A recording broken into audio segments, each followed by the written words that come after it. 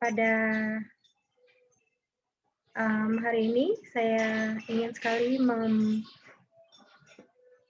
membagikan apa yang sudah saya dapat dari pelatihan guru belajar seri assessment kompetensi minimum untuk tingkat SMP. So, di seri assessment ini terdapat 3 tahap. Tahap pertama adalah orientasi, tahap kedua adalah BIMTEK, tahap ketiga adalah pengimbasan. Nah, pada sesi orientasi, peserta akan mendapatkan pemahaman terkait latar belakang, tujuan umum, kebijakan, dan alur program guru belajar seri assessment kompetensi minimum.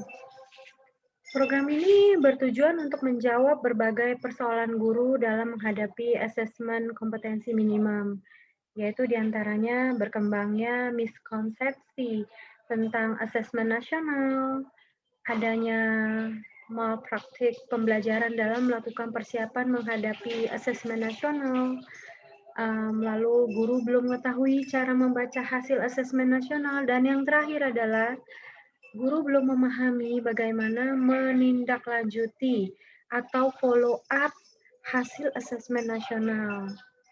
Para Bapak Ibu guru akan mendapatkan serangkaian kegiatan pembelajaran secara mandiri melalui program pembelajaran otomatisasi dengan alokasi waktu selama 32 jam pertemuan yang dapat Bapak Ibu guru secara fleksibel atur.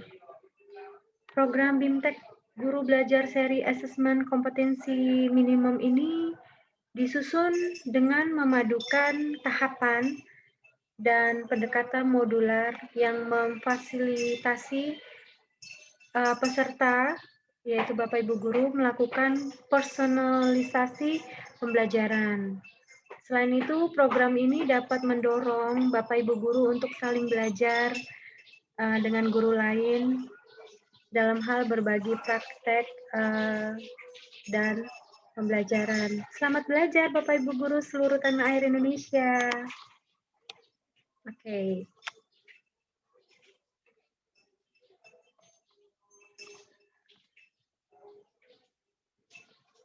Apa sih pentingnya asesmen nasional ini?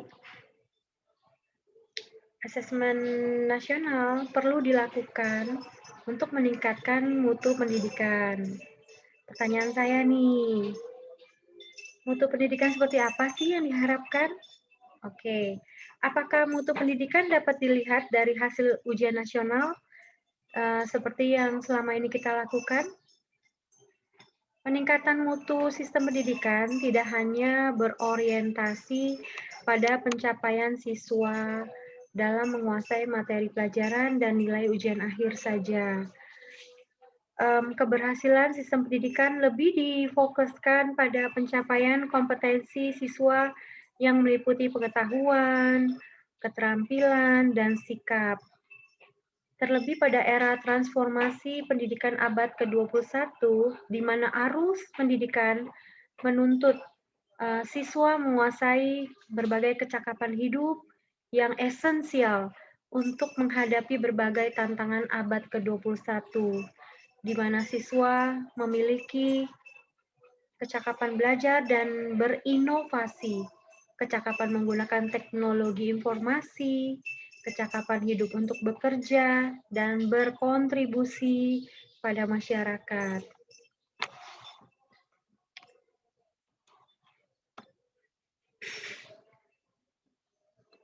Oke. Latar belakang dan kebijakan asesmen nasional itu berdasarkan hasil PISA membuktikan kemampuan belajar siswa pada pendidikan dasar dan menengah kurang memadai. Pada tahun 2018, sekitar 70% siswa memiliki kompetensi literasi membaca di bawah minimum. Bisa dibayangkan ya Bapak Ibu, Saya ulangi lagi, sekitar 70%. Sama halnya dengan keterampilan matematika dan sains, 71% siswa berada di bawah kompetensi minimum. Untuk matematika, 60% siswa di bawah kompetensi minimum. Untuk keterampilan sains, skor PISA Indonesia stagnan dalam 10-15 tahun terakhir ini, Bapak Ibu. Kondisi ini yang menyebabkan Indonesia menjadi salah satu negara yang konsisten dengan peringkat hasil PISA yang terendah. Bagaimana Bapak Ibu menurut Anda sekalian? Agak sedih juga ya kalau melihat hasil seperti ini. Menanggapi kondisi tersebut, reformasi asesmen diperlukan guna mendorong peningkatan kualitas pembelajaran. Pemetaan mutu pendidikan secara menyeluruh dibutuhkan. Oleh karena itu, di tahun 2021 ini, asesmen nasional akan resmi diterapkan oleh Kementerian Pendidikan dan Kebudayaan, dan ujian nasional sudah tidak ada lagi. Saya ulangi sekali lagi, Bapak Ibu guru sekalian yang saya hormati, bahwa ujian nasional sudah tidak ada lagi, tidak diberlakukan lagi ya. Kebijakan ini ditetapkan berdasarkan hasil koordinasi Kementerian Pendidikan dan Kebudayaan dengan sejumlah dinas dan lembaga yang terkait. Dalam hal ini, asesmen nasional diterapkan untuk mengevaluasi kinerja dan mutu sistem pendidikan. Nantinya, hasil asesmen nasional tidak memiliki konsekuensi apapun pada pencapaian proses belajar siswa, namun memberikan umpan balik untuk tindak lanjut pembelajaran dan kompetensi siswa, Bapak Ibu. Nah, yang berikutnya pertanyaan saya adalah, bagaimana cara mengukur kompetensi tersebut? Oke. Ya, menggunakan asesmen nasional. Asesmen nasional diberlakukan sebagai alat ukur untuk mengetahui ketercapaian kompetensi yang baru dikuasai oleh siswa. Asesmen nasional tidak hanya memotret hasil kognitif siswa saja, sebagaimana yang selama ini terjadi dalam ujian nasional, namun juga memotret hasil belajar siswa untuk sosial emosionalnya, termasuk di dalamnya sikap, nilai, keyakinan, serta perilaku yang dapat memprediksi tindakan dan kinerja siswa di berbagai konteks yang relevan. Selain tuntutan kecakapan abad 21 ini, profil pelajar Pancasila juga menjadi rujukan pencapaian karakter bagi seluruh siswa di seluruh Indonesia ya. Bahkan profil pelajar Pancasila ini sudah merangkum serangkaian kecakapan hidup abad 21. Karakter belajar yang ingin dicapai oleh siswa apa saja? Oke. Yang pertama ada, saya langsung masuk ke diagramnya ya Bapak Ibu ya. Di sini bisa kita lihat yang pertama ada beriman dan bertakwa kepada Tuhan Yang Maha Esa. Oke, di sini. Dan berakhlak mulia. Lalu yang kedua, berkebinekaan global. Lalu yang ketiga, mandiri. Yang keempat, itu bernalar kritis. Yang tidak kalah pentingnya adalah kreatif. Dan yang mencerminkan kehidupan rakyat Indonesia yaitu bergotong royong. Baik, Bapak Ibu,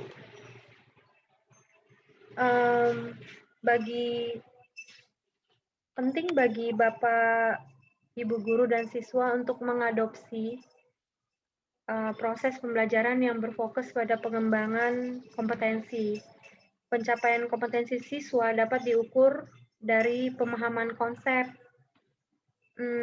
keterampilan menerapkan konsep di dalam berbagai konteks. Jadi bukan hanya bersifat teori ya Bapak Ibu, tapi juga dapat kita terapkan.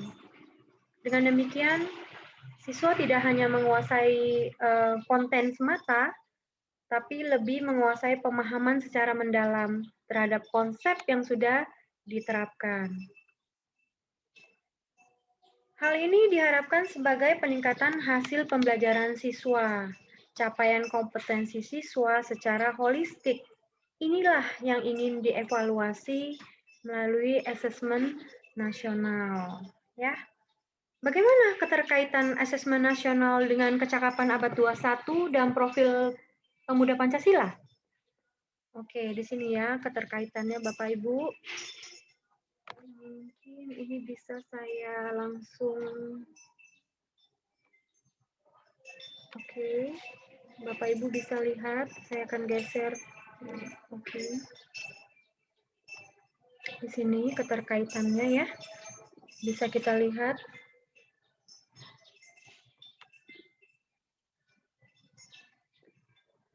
Oke, saya akan masuk ke tahapan kedua, yaitu setelah orientasi adalah BIMTEK. Program ini akan efektif bila Bapak Ibu guru mengikuti instruksi pembelajaran dengan teliti, mempelajari secara seksama semua konsep, mengisi kuis dan diskusi dengan sebenar-benarnya, lalu melakukan latihan secara mandiri dan berkala. Sebelum mengikuti BIMTEK, Bapak Ibu guru akan diminta untuk mengerjakan asesmen program untuk mengetahui kemampuan awal sebelum mengikuti proses belajar. Oke, pada program ini Bapak Ibu guru akan belajar mengenai konsep asesmen nasional yang tadi kita akan gunakan untuk menggantikan ujian nasional. Konsepnya adalah untuk meningkatkan kualitas pembelajaran. Lalu kedua, teknis pelaksanaan asesmen nasionalnya. Yang ketiga adalah butir soal asesmen literasi membaca. Keempat adalah butir soal asesmen numerasi. Yang kelima adalah butir ketiga dan 4 itu untuk tingkat SMP ya Bapak Ibu ya. Lalu yang kelima adalah tindak lanjut laporan hasil asesmen kompetensi minimum. Oke. Apa sih konsep asesmen nasional itu? Oke, Bapak Ibu. Asesmen nasional adalah program penilaian terhadap mutu setiap sekolah, madrasah, dan program kesetaraan pada jenjang dasar dan menengah. Mutu satuan pendidikan ini dinilai berdasarkan apa? Berdasarkan hasil belajar siswa yang mendasar. Apa aja pelajaran siswa yang mendasar? Yaitu literasi, numerasi, dan karakter, serta kualitas proses belajar mengajar dan iklim satuan pendidikan yang mendukung proses pembelajaran tersebut. Informasi tersebut diperoleh dari 3 instrumen utama, yaitu AKM. Singkatan apa tuh tadi Bapak Ibu AKM? Yaitu Asesmen Kompetensi Minimum, yang digunakan untuk mengukur kompetensi mendasar literasi membaca dan numerasi siswa. Lalu apa lagi? Yang kedua, survei karakter yang mengukur sikap, nilai, keyakinan, dan kebiasaan yang mencerminkan karakter siswa tersebut. Yang ketiga adalah survei lingkungan belajar tentunya ya Bapak Ibu, yang mengukur kualitas berbagai aspek input dan proses belajar mengajar di kelas maupun tingkat sekolah. Seiring disosialisasikannya asesmen nasional ini Bapak Ibu, telah banyak respon yang disampaikan terkait konsep dan pelaksanaannya. Siswa, orang tua, guru, bahkan kepala sekolah udah mulai gelisah ya terkait penghapusan ujian nasional dan pemberlakuan asesmen nasional ini. Untuk menghindari hal ini, ya pemahaman yang utuh dan menyeluruh mengenai asesmen nasional perlu disebarluaskan. Yang berikutnya, apa sih tujuan dan manfaat asesmen nasional itu? Seperti kita ketahui tadi, kalau tujuan dan manfaat asesmen nasional ini adalah perubahan sistem evaluasi dan ujian nasional ke asesmen nasional adalah untuk memperbaiki kualitas pendidikan di Indonesia secara menyeluruh, Bapak Ibu.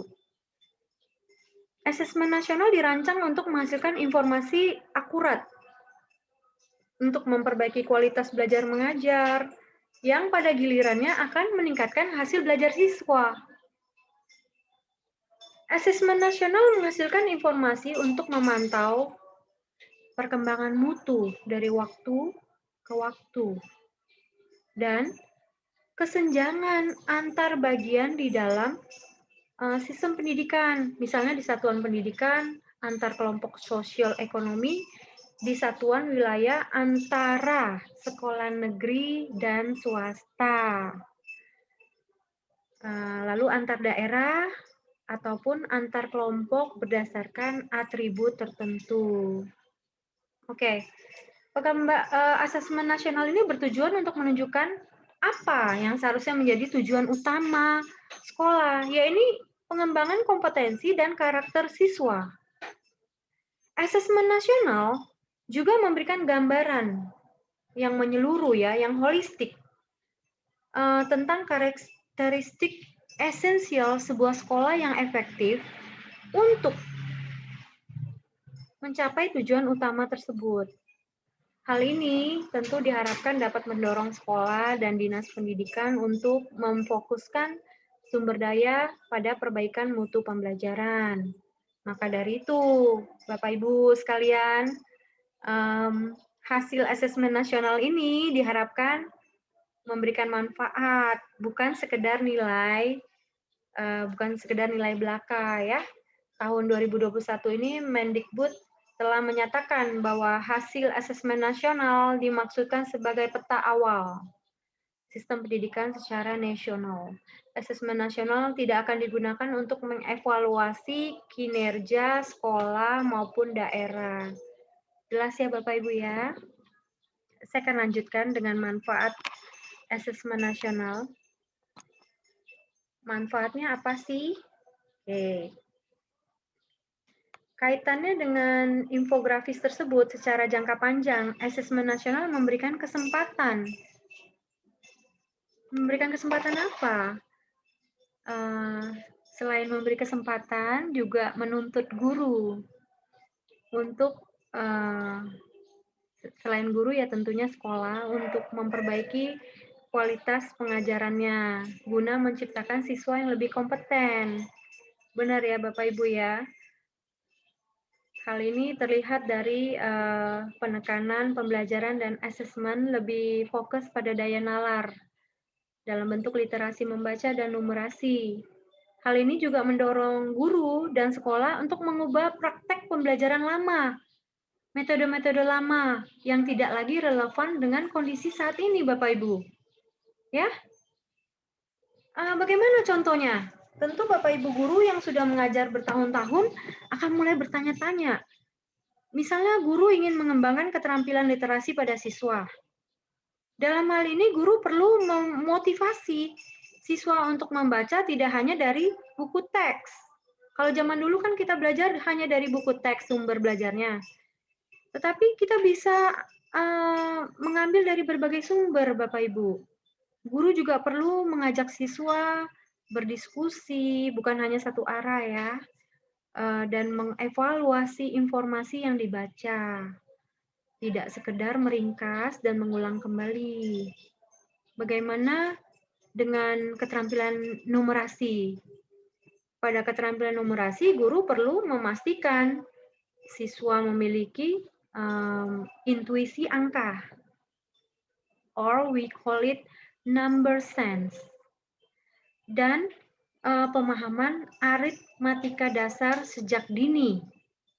Guru juga perlu menandai siswa memecahkan masalah terkait numerasi yang terjadi dalam konteks kehidupan masing-masing siswa. Hal ini disebabkan masalah yang menuntut diskusi dan penalaran tidak dapat dipecahkan hanya dengan menghafal rumus semata. Betul ya Bapak Ibu ya?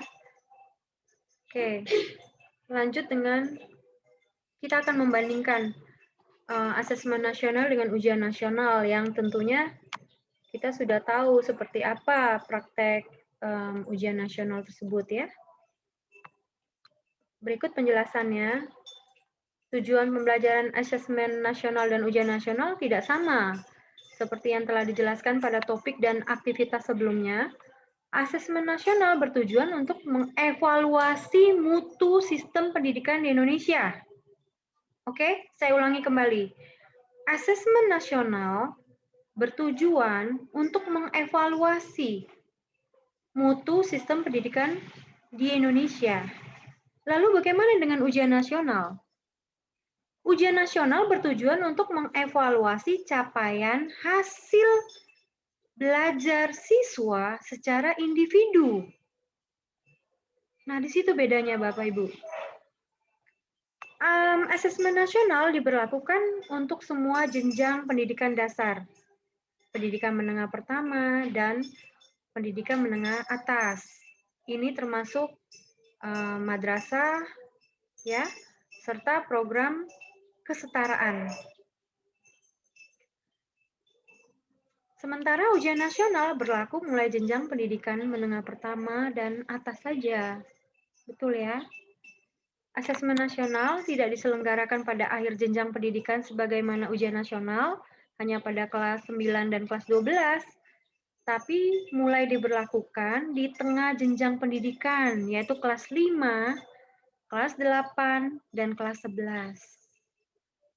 Hal ini dilakukan untuk mendorong guru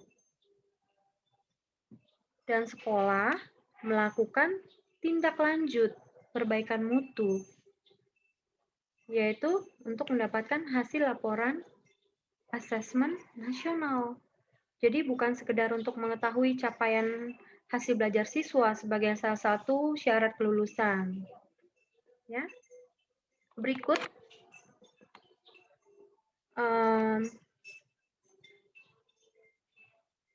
poin pembedanya lagi pada pelaksanaannya, asesmen nasional menggunakan metode survei.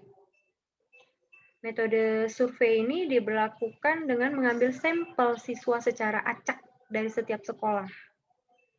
Berbanding terbalik dengan ujian nasional yang menggunakan metode sensus, di mana semua siswa di seluruh Indonesia wajib mengikutinya. Betul ya Bapak Ibu? Lalu model soal asesmen yang diberikan dalam asesmen nasional itu lebih bervariasi, bukan hanya sekedar pilihan ganda dan uraian singkat sebagaimana yang diberikan dalam UN. Salah satu kompetensi hasil belajar murid yang diukur pada asesmen nasional adalah literasi membaca dan numerasi. Asesmen ini disebut sebagai asesmen kompetensi minimum atau kita kenal dengan AKM. Karena mengukur kompetensi mendasar dan minimum yang diperlukan individu untuk dapat hidup secara produktif di masyarakat, ya. Tentu jika ada Bapak Ibu yang sebagai orang tua di tempat ini menginginkan anaknya lebih produktif, ya. Sementara ujian nasional berbasis mata pelajaran yang memotret hasil belajar murid pada mata pelajaran tertentu saja.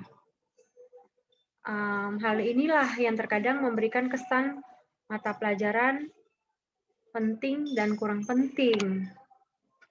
Dalam hal ini, AKM memotret kompetensi mendasar yang diperlukan untuk sukses pada berbagai mata pelajaran. Metode penilaian AN dan UN pun berbeda.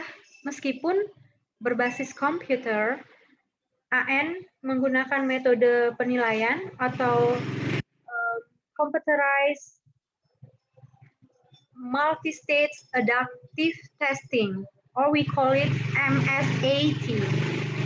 MSAT ialah metode penilaian mengadopsi tes adaptif, di mana setiap siswa dapat melakukan tes isian sesuai level kompetensinya.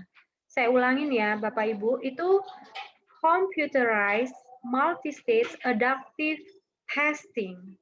Ya, saya akan lanjutkan. Jadi, asesmen nasional itu bukan pengganti ujian nasional. Asesmen nasional lebih memberikan gambaran yang utuh serta luas mengenai mutu pendidikan, bukan hanya secara kognitif, namun juga karakter dan iklim belajar. Oke, apakah saya menjelaskannya terlalu cepat? Maaf ya Bapak Ibu sekalian ya. Saya akan masuk ke evaluasi ujian nasional. Beberapa poin evaluasi berikut ini juga merupakan pertimbangan untuk menghentikan pelaksanaan ujian nasional dan menetapkan penyelenggaraan asesmen nasional, yaitu butir-butir soal UN hanya mengukur kognitif siswa, sehingga input dan proses pembelajarannya kurang dapat tergambar dengan baik. Hal ini belum sejalan dengan tujuan pendidikan yang ingin mengembangkan kemampuan berpikir tingkat tinggi serta kompetensi lain yang relevan dengan abad 21. Sebagaimana tercermin pada kurikulum 2013, harapan untuk mengevaluasi keterampilan siswa dalam menerapkan pengetahuan serta konsep melalui berbagai konteks kehidupan serta menunjukkan karakter sebagaimana yang kita harapkan dalam profil pelajar Pancasila belum lengkap jika hanya melalui UN saja, Bapak Ibu. Lalu yang kedua apa? Yaitu ujian nasional kurang dapat dimanfaatkan oleh guru untuk memperbaiki pembelajaran pada subjek yang sama. Asesmen nasional dirancang untuk memberi dorongan lebih kuat ke arah pengajaran yang inovatif, ya, dan berorientasi pada pengembangan kompetensi, termasuk di dalamnya kemampuan bernalar, ya. Dan yang terakhir adalah UN kurang optimal sebagai alat untuk mengevaluasi mutu pendidikan secara nasional.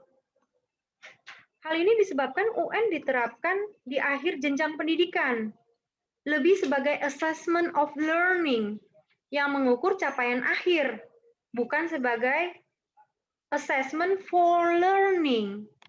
It's quite different ya, Bapak Ibu. Kalau yang pertama, assessment of learning, yang saya sebutkan sebelumnya adalah assessment for learning, yang mengukur proses pembelajaran. Hasil UN tidak bisa digunakan untuk mengakomodasi kebutuhan belajar yang dibutuhkan oleh siswa. Oleh karena itu, pemberlakuan asesmen nasional ini merupakan sinyalemen yang kuat dari pemerintah untuk memperbaiki sistem pendidikan di Indonesia. Dan dari ketiga poin ini, maka sesungguhnya yang perlu dipersiapkan untuk menghadapi asesmen nasional adalah pemahaman mengenai tujuan dan manfaat asesmen nasional serta implikasinya pada perubahan praktek dan strategi pembelajaran di kelas. Siswa, guru, orang tua, kepala satuan pendidikan tidak lagi direkomendasikan untuk berlatih soal-soal persiapan AKM sebagaimana penilaian yang berbasis ujian. Sampai sejauh ini Bapak Ibu sekalian bisa dimengerti. Saya harapkan semoga dapat dimengerti ya. Dan ini adalah diagram petunjuk dan teknis pelaksanaan asesmen nasional Bapak Ibu. Saya akan zoom sedikit. Oke, berbasis komputer dan bersifat adaptif. Bisa diperhatikan. dan jadwal pelaksanaannya ya. Di sini ada hari pertama dan hari kedua. Lalu saya akan mulai masuk ke kriteria peserta asesmen nasional. Apa sih kriterianya? Oke, kriterianya mengapa asesmen nasional hanya diikuti oleh sebagian siswa aja yang tadi seperti saya sebutkan secara random. Hal ini terkait dengan tujuan dan fungsi asesmen nasional. Tidak digunakan untuk menentukan kelulusan menilai prestasi, Bapak Ibu. Tapi tidak dinilai secara prestasi sebagai individu, tapi evaluasi hasil belajar setiap individu itu menjadi kewenangan pendidik. Pemerintah melalui asesmen nasional melakukan evaluasi sistem. Ya. Asesmen nasional merupakan cara untuk memotret dan memetakan mutu sekolah dan sistem pendidikan secara keseluruhan. Karena itu, tidak semua siswa perlu menjadi peserta dalam asesmen nasional. Yang diperlukan adalah informasi dari sampel yang mewakili populasi siswa di setiap sekolah pada jenjang kelas yang menjadi target dari asesmen nasional. Yang tadi saya sebutkan, untuk kelas 5 SD, kelas 8 SMP, dan kelas 11 SMA. Oke, pertanyaan berikutnya. Mengapa yang menjadi sampel adalah siswa kelas 5, kelas 8, dan kelas 11? Hasil asesmen nasional diharapkan menjadi dasar diberlakukannya perbaikan pembelajaran. Ya, Bapak Ibu. Pemilihan jenjang kelas 5, 8, dan 11 itu dimaksudkan agar siswa yang menjadi peserta asesmen nasional dapat merasakan perbaikan pembelajaran ketika mereka masih berada di sekolah. Ya. Selain itu, asesmen nasional juga digunakan untuk memotret dampak dari proses pembelajaran di setiap satuan pendidikan. Murid kelas 5, 8, dan 11 lebih telah mengalami proses pembelajaran di sekolahnya, sehingga sekolah dapat dikatakan telah berkontribusi pada hasil belajar yang diukur dalam asesmen nasional. Perlu diketahui Bapak Ibu, selain peserta didik, asesmen nasional juga diikuti oleh semua guru dan kepala sekolah di setiap satuan pendidikan. Informasi dari peserta didik. Dari peserta didik, guru, dan kepala sekolah diharapkan memberikan informasi yang lengkap tentang kualitas proses dan hasil belajar di setiap satuan pendidikan. Sementara asesmen kompetensi minimum ini untuk pendidikan kesetaraan berfungsi sebagai ujian kesetaraan. Ini khusus untuk pendidikan kesetaraan ya Bapak Ibu ya. Oke, pada slide berikutnya saya akan menjelaskan butir soal asesmen nasional ya.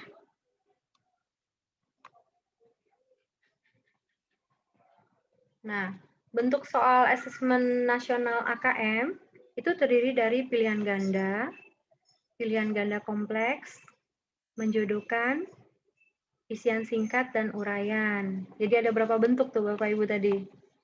Pilihan ganda kompleks, menjodohkan, isian singkat, dan uraian. Berapa tuh bentuknya? Coba diulangi lagi.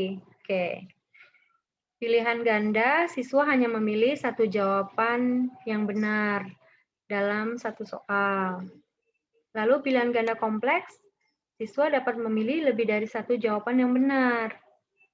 Lalu menjodohkan, siswa menjawab dengan cara menarik garis dari satu titik ke titik lainnya yang merupakan pasangan pertanyaan dengan jawabannya.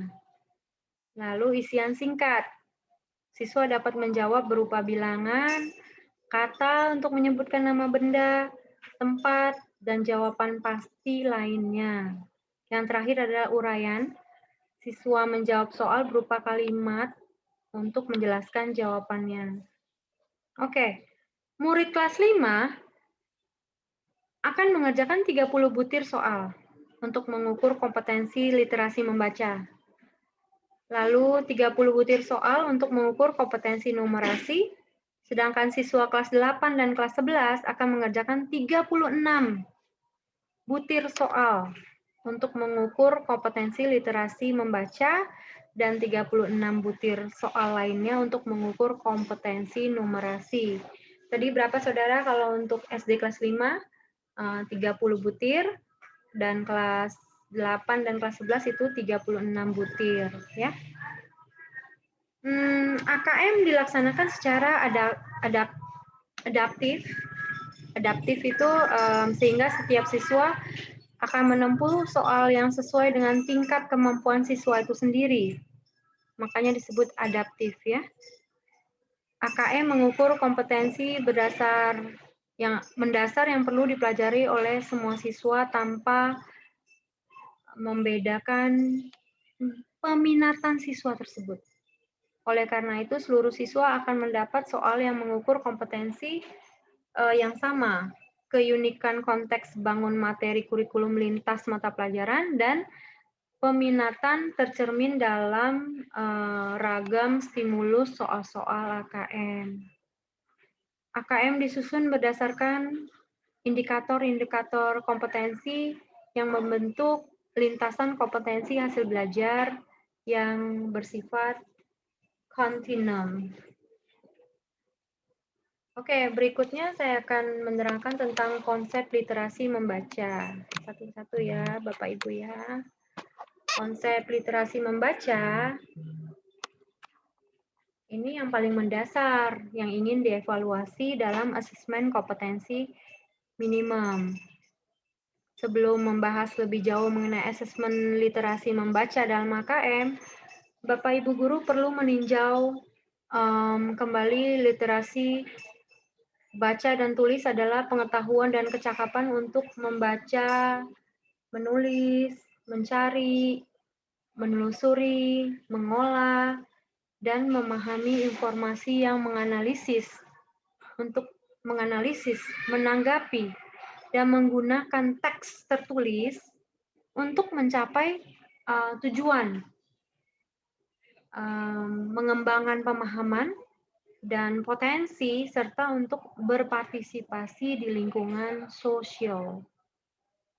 Literasi membaca dan menulis tidak seperti sebutannya mencakup kemampuan lebih dari sekedar mengeja kalimat dan menuliskannya, tapi literasi membaca dan menulis perlu dikembangkan, ya, Bapak Ibu, untuk mendapatkan pemahaman yang lebih bermakna terkait berbagai cakupan dan konteks kehidupan. Di dalam lingkungan satuan pendidikan, kompetensi literasi yang terus berkembang itu memungkinkan siswa untuk dapat menggunakannya di berbagai mata pelajaran. Oke.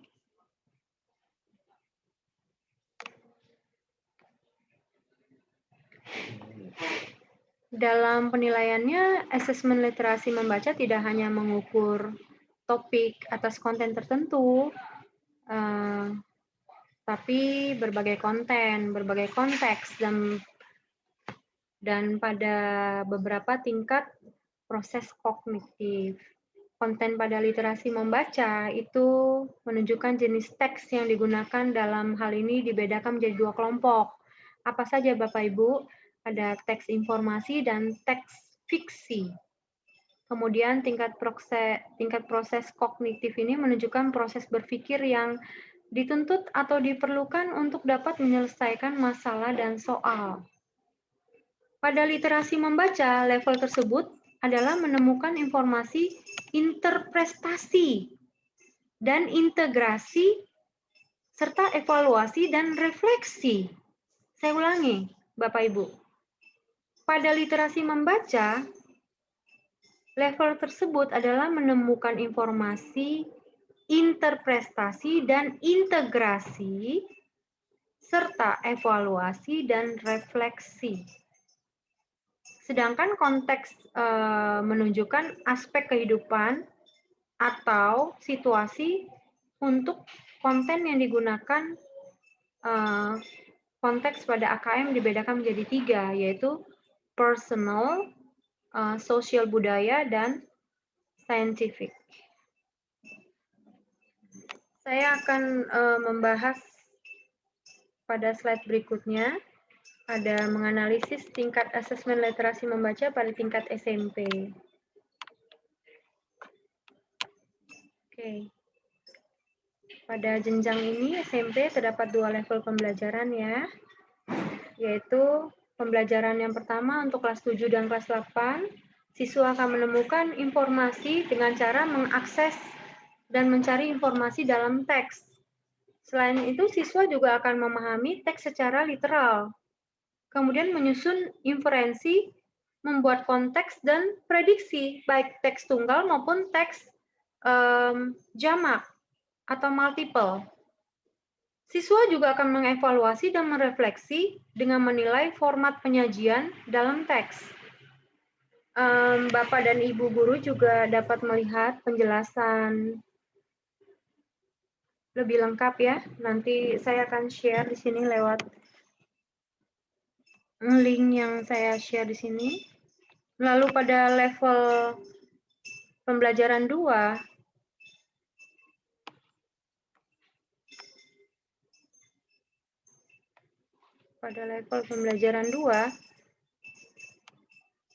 itu sama seperti level berikutnya.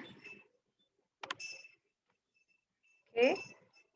Siswa juga akan belajar tingkat kognitif pada literasi membaca, hanya siswa pada kelas 9 dan 10 akan menggunakan konten yang terus meningkat sesuai dengan jenjangnya ya Bapak Ibu. Siswa akan memahami teks secara literal dan menyusun inferensi, membuat koneksi dan prediksi baik teks tunggal maupun teks jamak.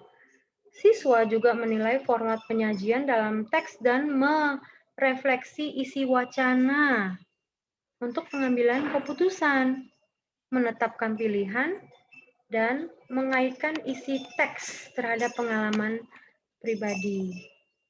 Oke. Pada slide berikutnya, tadi kita sudah membahas tentang konsep literasi. Sekarang saya akan membahas tentang konsep numerasi. Pada numerasi, konten ini dibedakan menjadi 4 kelompok, Bapak Ibu, yaitu kelompok bilangan, pengukuran dan geometri, yang ketiga adalah data dan ketidakpastian, serta yang terakhir aljabar.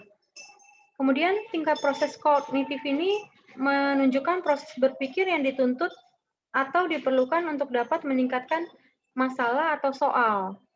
Pada numerasi, ketiga level tersebut adalah pemahaman, penerapan, dan penalaran. Saya ulangi kembali, pemahaman, penerapan, dan penalaran. Sedangkan konteks menunjukkan aspek kehidupan atau situasi untuk konten yang digunakan.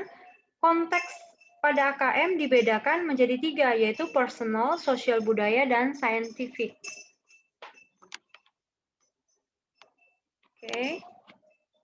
Slide berikutnya, kita akan menganalisis tahap asesmen numerasi pada tingkat SMP ya. Pada level ini ada 3 konten, yaitu bilangan, geometri, dan pengukuran aljabar, serta data ketidakpastian. Pada level pembelajaran 1 untuk kelas 8, siswa akan belajar mempresentasikan bilangan cacah. Siswa akan mengenal bangun geometri dan pengukurannya. Dan siswa juga akan mempelajari persamaan dan pertidaksamaan bilangan, relasi dan fungsi bilangan, rasio dan proporsi. Oke? Saya akan lanjut Bapak Ibu pada slide berikutnya. Tindak lanjut pelaporan hasil asesmen ini mengidentifikasi 4 kategori tingkat penguasaan kompetensi ya. Tahap lanjutan ini setelah pelaksanaan AKM atau asesmen kompetensi minimum adalah tahap pelaporan hasil asesmen. Sesuai dengan tujuannya,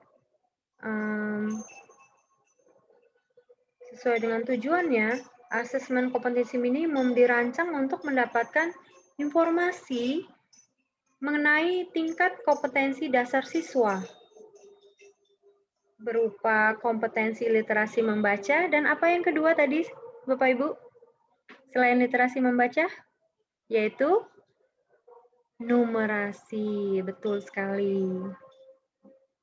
Oke, dari laporan hasil asesmen kompetensi tersebut, satuan pendidikan dapat melihat tingkat penguasaan kompetensi siswanya, penguasaan kompetensi literasi membaca dan numerasi yang dikategorikan tadi dalam 4 tingkatan ya.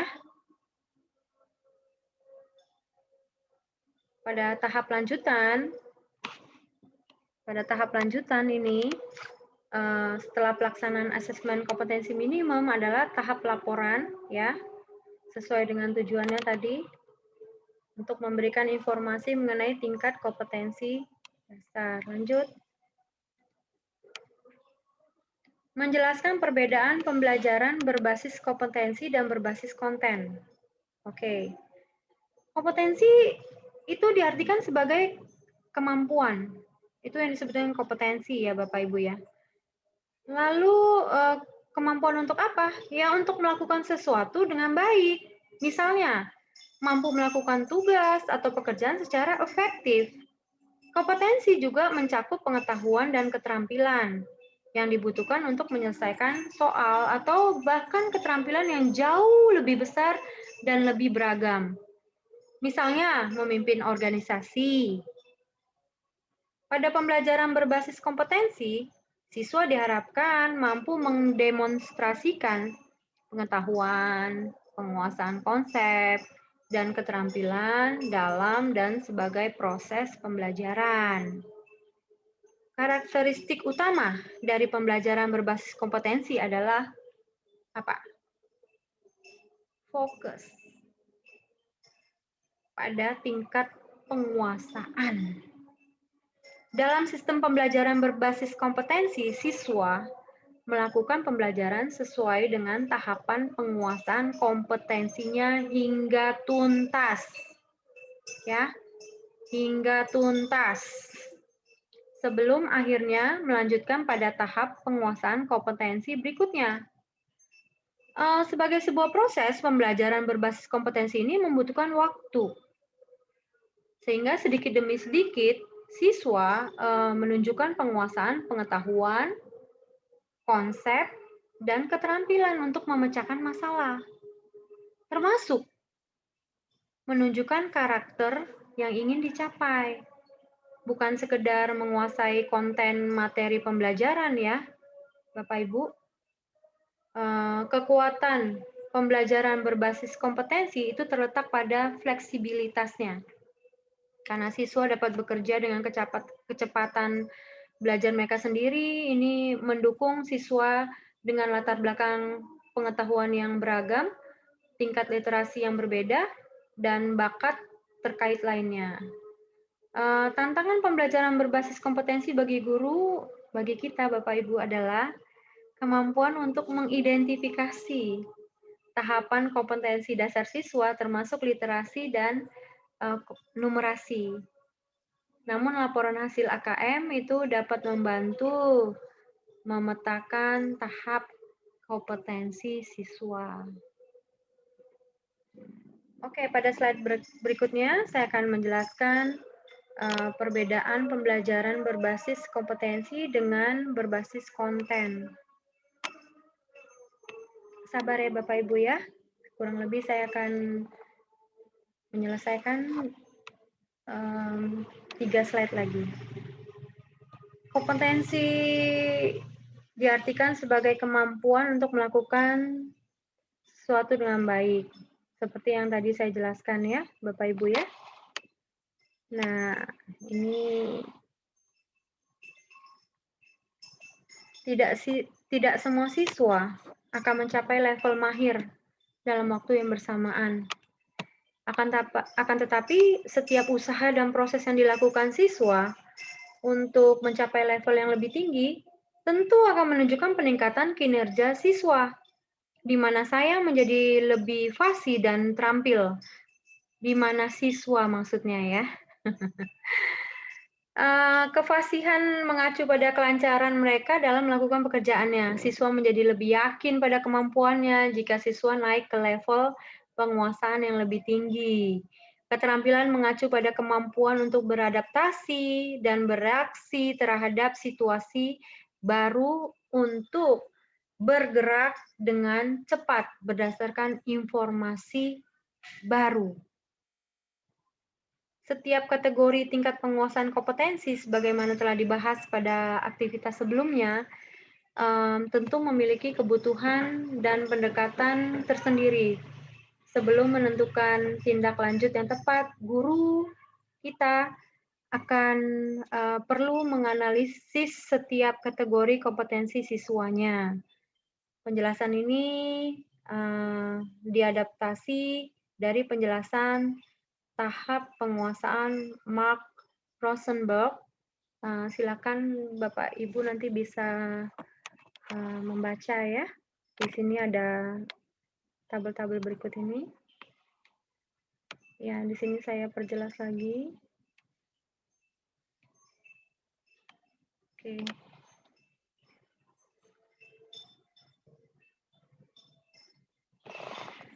Oke. Dengan penjelasan dan ilustrasi yang diberikan, Bapak Ibu guru dan pemangku kepentingan pendidikan lainnya dapat memperoleh gambaran AKM secara menyeluruh, secara komprehensif, seperti yang telah disampaikan dan ditunjukkan. Meskipun AKM tidak mengukur secara spesifik capaian belajar pada akhir mata pelajaran, namun pelaporan hasil AKM dapat dimanfaatkan untuk perbaikan proses pembelajaran pada berbagai mata pelajaran. Tentunya dengan didasarkan pada analisis hasil laporan asesmen kompetensi minimum. Implikasi tingkat kompetensi pada pembelajaran dapat dilihat melalui contoh mata pelajaran IPS berikut ini. Siapa yang guru IPS di sini? Ya, oke. Disajikan bacaan berisi materi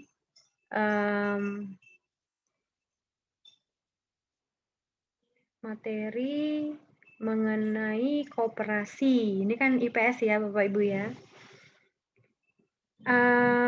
Menjelaskan definisi, fungsi, lalu manfaat dan beragam.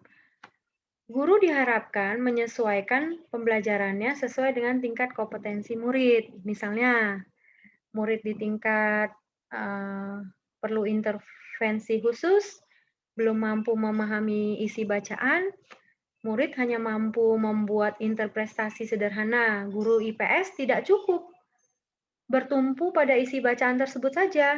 Murid perlu diberi bahan belajar lain ya, secara audio, boleh secara visual, dan pendampingan khusus ya.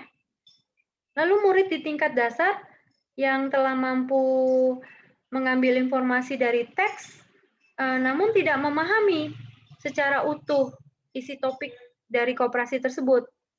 Nah, murid dapat diberi sumber belajar pendamping, yaitu diberi catatan singkat, ya, atau simpulan yang pemahamannya utuh.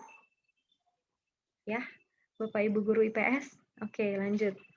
Sedangkan untuk murid di tingkat yang cakap, wah ini guru-guru lebih suka nih ya, murid-murid yang tingkatnya cakap. Itu mampu memahami dengan baik isi teks mengenai koperasi, namun mereka belum mampu untuk merefleksi. Murid hanya dapat diberi penjelasan, diberi pembelajaran identifikasi kondisi lingkungan murid, yaitu mengaitkan dengan fungsi dan manfaat koperasi. Tahap yang terakhir adalah murid di tingkat mahir, Bapak Ibu. Ini dia mampu memahami isi bacaan, lalu merefleksikan kegunaan koperasi dari teks yang diberikan guru tersebut ya. Nah, guru dapat melakukan pembelajaran berupa menyusun beragam strategi pemanfaatan koperasi. Mudah-mudahan cukup membantu ya untuk guru IPS. Oke.